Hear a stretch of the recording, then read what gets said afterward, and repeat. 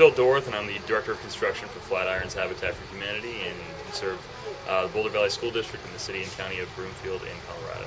Awesome. So tell us a little bit about what you're doing here. So as our affiliate, since the disaster happened, what we're doing is kind of suspending our normal new construction builds. We still will have them going on, but in the immediate future, what we're doing is helping out any organizations in our local service area, and hopefully going to expand that as well to help other areas that have been affected by the flood. So we're helping out nonprofits, faith organizations, seniors, and other affordable housing homeowners that have been put off by the recent damage by the floods. So we're going in. Currently, we're doing cleanups, and then hopefully down the line we will help with the repair and then reconstruction on those buildings and homes. Great. So once you have the manpower and all the volunteers amassed, what's your first step in actually boots on the ground working on a place? So the very first thing we have to make sure before we'll even touch a building is that all of the water is completely gone. We will not send volunteers in if there is still standing water, so it does have to be pumped out. It can be done by other companies, can be done by the property or the homeowners, but it does have to be at least without water in the structure. It doesn't have to be dry, it doesn't have to be mucked out, but it does have to have no standing water.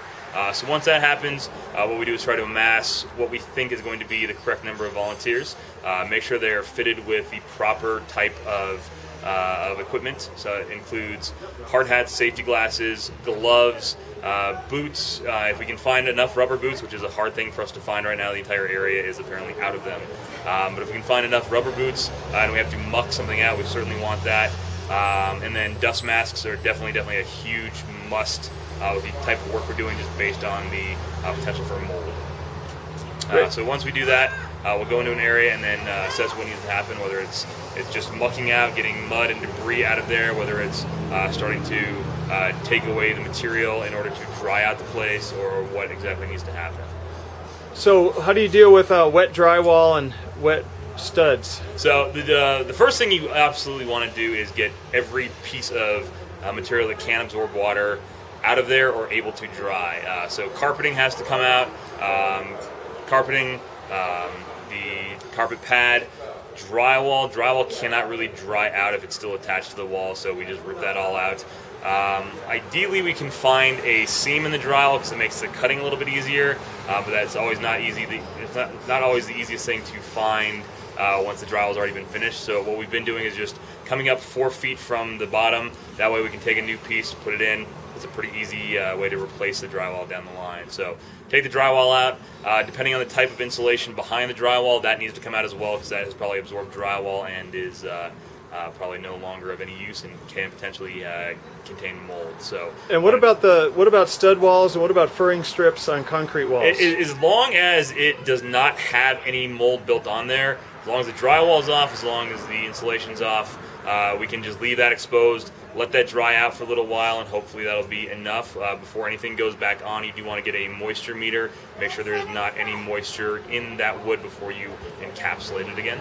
So for foam insulation and furring strips right against concrete walls, is there any sort of chemicals or anything you need to soak behind them? If there is mold present, or you're just worried about it, you can do a bleach solution, just a mix of straight bleach and water. So a half and half mixture is usually a sufficient way to do it. There are plenty of mold products out at Home Depot or Lowe's that you can go and buy. They do have a decent little price tag attached to them, so a bleach solution works just as well though. Okay, and how long do people typically have to leave their basement open and exposed to dry before they can even think about building or reoccupying the basement areas? It really depends on how much water and damage occurred. If the water was minimal, just got the drywall and the carpet a little bit wet and soaked up in the drywall, might just be a day or two that it needs to dry out, especially in an area like Colorado that has very low humidity generally. The studs will dry quickly. If it has been saturated in water and the water was allowed to stay in there, it may be a longer time. It all just depends on how much moisture is still in those studs once the drywall and other materials have been removed. Great. Well, we're here with Phil from Flatirons Habitat for Humanity, live in Boulder, Colorado. Thanks, Phil. Thank you, guys.